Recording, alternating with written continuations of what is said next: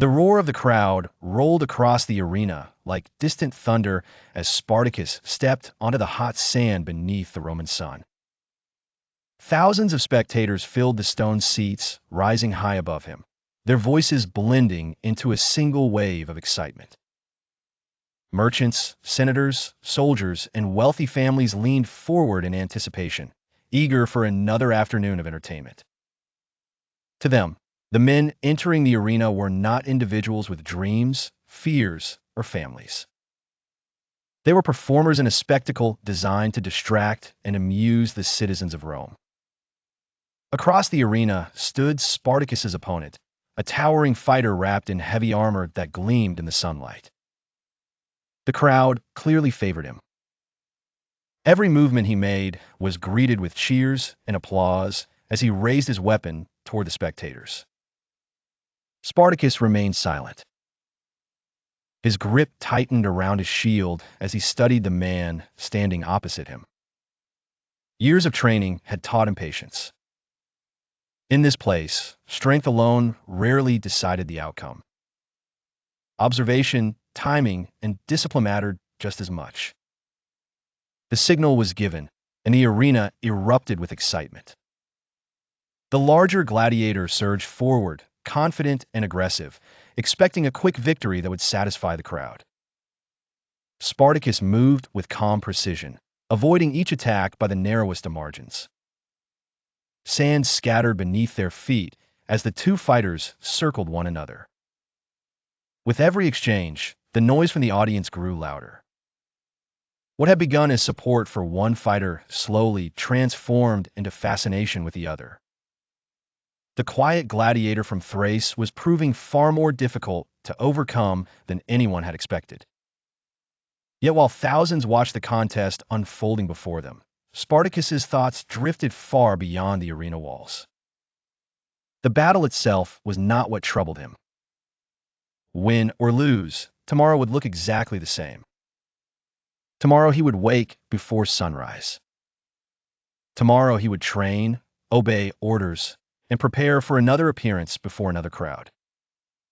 Tomorrow he would still belong to someone else. The spectators saw a gladiator competing for their entertainment, but Spartacus saw something entirely different. He saw chains that could not be seen, a prison that stretched far beyond the walls of the training school where he lived. As he moved across the sand, avoiding another powerful strike from his opponent, a question began to take shape in his mind. What if a man refused to accept the life assigned to him? What if someone decided that freedom was worth every risk? What if the people Rome considered property stopped behaving like property? The crowd could not hear those thoughts. The senators watching from their seats could not imagine them. To modern eyes, gladiators are often remembered as celebrities of the ancient world. Films and paintings frequently portray them as heroes. The reality was far more complicated. A gladiator school was not a place of glory. It was a place of control. The men inside trained relentlessly under strict supervision. Their owners invested money in them and expected results. Every skill they learned, every exercise they performed, and every contest they entered existed for one purpose: to entertain Rome. The gladiator school at Capua became Spartacus's new world. High walls surrounded the compound. Guards watched constantly. Every day followed a familiar routine of training, discipline, and preparation. Some men dreamed of earning enough victories to gain freedom. Others simply focused on surviving one day at a time. But among the fighters, there was one thing they all shared. None of them had chosen this life. As the years passed, Spartacus observed everything. He watched men arrive in chains. He watched hope disappear from their eyes. He watched Rome celebrate courage in the arena while denying freedom outside it. The contradiction became impossible to ignore. The same society that admired bravery expected millions of people to accept lives they had never chosen. Eventually, an idea began spreading among a small group of gladiators. It started as whispers, quiet conversations after training, brief exchanges when guards were not paying attention. The idea was simple but dangerous. Instead of waiting for freedom to be granted, they would take it themselves.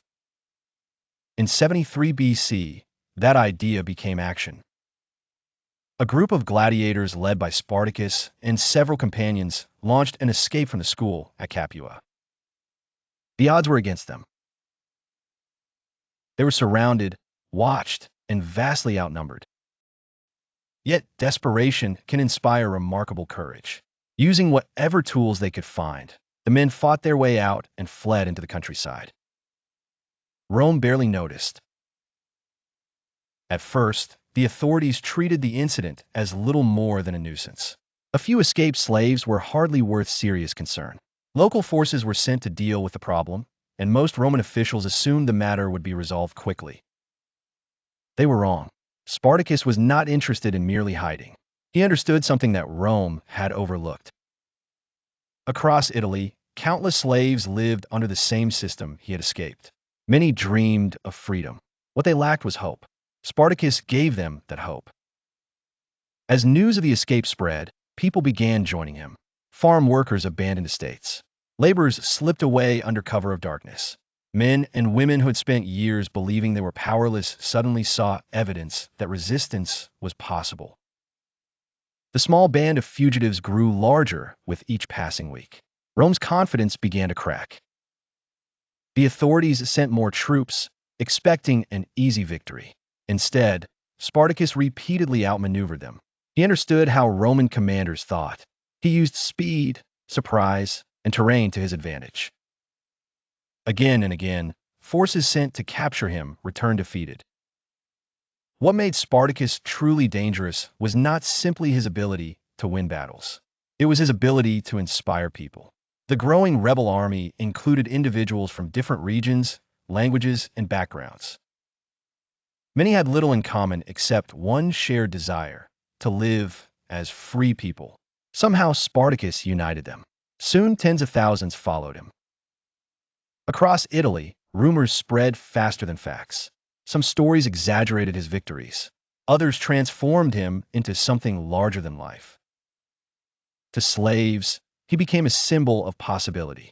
To Rome, he became a problem that refused to disappear. For nearly 2 years, the rebellion expanded. The republic that had conquered kingdoms now found itself struggling against an army composed largely of people it had once dismissed as property. Senators grew increasingly alarmed. Military failures damaged Rome's pride. The situation could no longer be ignored. Yet despite his success, Spartacus faced a challenge that every rebellion eventually encounters. Winning freedom is one thing. Protecting it is another. Many historians believe Spartacus originally hoped to lead his followers out of Italy altogether. Beyond the Alps lay the possibility of returning home or beginning new lives far from Roman control. But large movements are difficult to manage. Different groups wanted different futures. Some sought escape. Others sought revenge. Some simply wanted to continue benefiting from their success. As opportunities narrowed, Rome prepared its final response. Powerful commanders were given greater authority and larger armies. This time the Republic was determined to end the rebellion once and for all. The conflict entered its final chapter. Spartacus understood the danger. He knew Rome possessed resources far beyond anything his followers could match. Yet surrender would mean returning to the very system they had risked everything to escape. For many rebels, freedom had become more important than safety. The final campaign was long, exhausting, and filled with uncertainty. As Roman pressure increased, the rebel army found itself increasingly trapped. The dream that had begun with a handful of escaped gladiators now stood at a crossroads. Eventually, the struggle reached its conclusion. Spartacus disappeared from the historical record during the final fighting. Ancient sources never provided a definitive answer about exactly what happened to him. No grand monument marked the place where his journey ended. No official celebration honored his achievements. Rome won the war. But winning the war and winning the story are not always the same thing. The Republic had intended gladiators to be entertainers. It had intended slaves to remain obedient. It had intended millions of people to accept the roles assigned to them. Spartacus challenged those assumptions. He forced Rome to confront a possibility it had never wanted to consider, that people denied freedom would always dream of reclaiming it.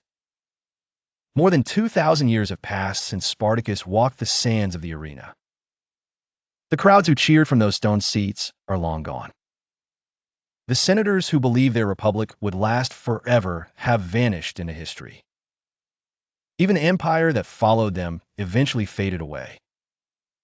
Yet the name Spartacus survives, not because he ruled an empire, not because he left behind great monuments, but because he represented something timeless, the belief that freedom is worth pursuing, even when the odds seem impossible. And perhaps that is why history still remembers the gladiator from Thrace. Rome expected him to entertain the crowd for a few brief moments. Instead, he created a story that would echo across centuries.